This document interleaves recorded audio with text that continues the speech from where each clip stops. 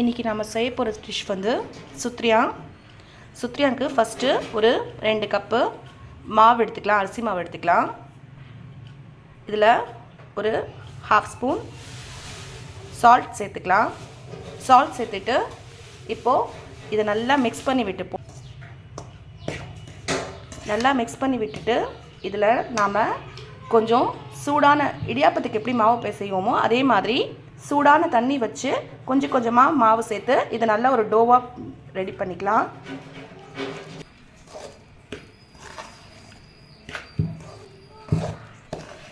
இப்போது இதை நல்லா கையால் பிசைஞ்சு நல்ல ஒரு சாஃப்டான டோ மாதிரி ரெடி பண்ணிப்போம்.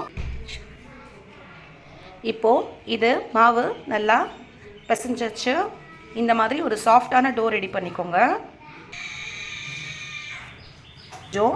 ஒரு சின்ன இந்த மாவு எடுத்து நாம் தனியாக வச்சுக்கலாம். நல்லா சென்டரில் மட்டும் கொஞ்சம் லைட்டாக அழுத்தி இது பண்ணிக்கோங்க. ஏன்னா உள்ளே வேகத்துக்காக இந்த மாதிரி லைட்டாக அழுத்தி எடுத்து வச்சுக்கோங்க. இந்த மாதிரி எல்லா மாவையுமே நாம் ரெடி பண்ணி வச்சுக்கலாம். செய்கிறதுக்கு நான் 1/2 கப் கடலைப்பருப்பு எடுத்து 2 மணி நேரம் சோக் பண்ணி வச்சுருக்கேன். இது நல்லா 2 மணி நேரம் ஊறிருக்கு. இப்போ நாம் இதை 5 விசில் அடித்து வேக வச்சு எடுத்துக்கலாம்.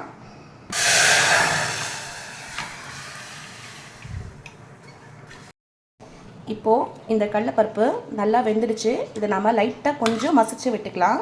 ரொம்ப மசிக்க தேவையில்லை, ஏன்னா லைட்டாக மசிச்சா போதும்.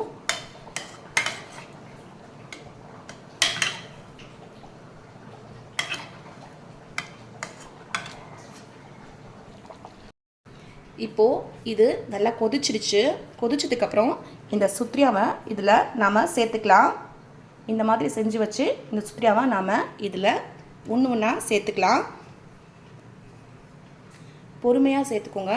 இது வேகிறதுக்கு ஒரு 20 மினிட்ஸ் ஆகும். ஏன்னா இந்த அரிசி மாவு உள்ளே நல்லா வேகணும்.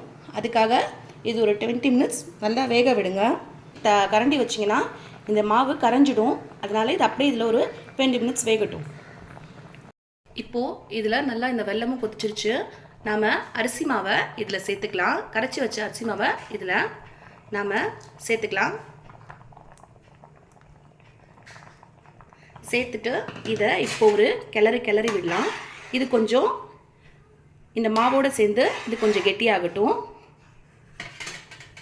இன்னொரு கடாய் வச்சு அதில் நாம் ஒரு 2 ஸ்பூன் நெய் விட்டுக்கலாம். ஒரு 2 இலாச்சி, ஒரு பட்டை, 2 லவங்கம் போட்டு இது அந்த ஸ்வீட் சுத்தியால சேர்த்துக்கலாம். அதே நெய்யில் 10 முந்திரி போட்டு அதையும் கொஞ்சம் லைட்டாக வறுத்து எடுத்துக்கலாம். இதை ஸ்கிப் பண்ணிக்கோங்க. இதில் கொஞ்சம் இந்த தேங்காய் வந்து சின்ன பீஸா வெட்டி வச்சுருக்கேன். இந்த தேங்காவை இதில் சேர்த்து இதே நெய்யில் கொஞ்சம் லைட்டாக வறுத்து எடுத்துக்கலாம். ஃப்ளேவர் நல்லா வெளில வரும். அது வந்ததும் இது நாம் ஆஃப் பண்ணி இந்த கேஷ்யூ நட்ஸையும் இந்த தேங்காவையும் நாம் அதில் சேர்த்துடலாம். இப்போ நம்ம இதில் இந்த கோகனட்டை சேர்த்துக்கலாம். கேஷ்யூ நட்ஸையும் சேர்த்து இதை நல்லா கிளறி விட்டோம்னா இது ரெடி ஆகிடுச்சு. இப்போது இந்த ஸ்வீட் சுத்தியா ரெடி ஆகிடுச்சு. வாங்க சாப்பிட்லாம்.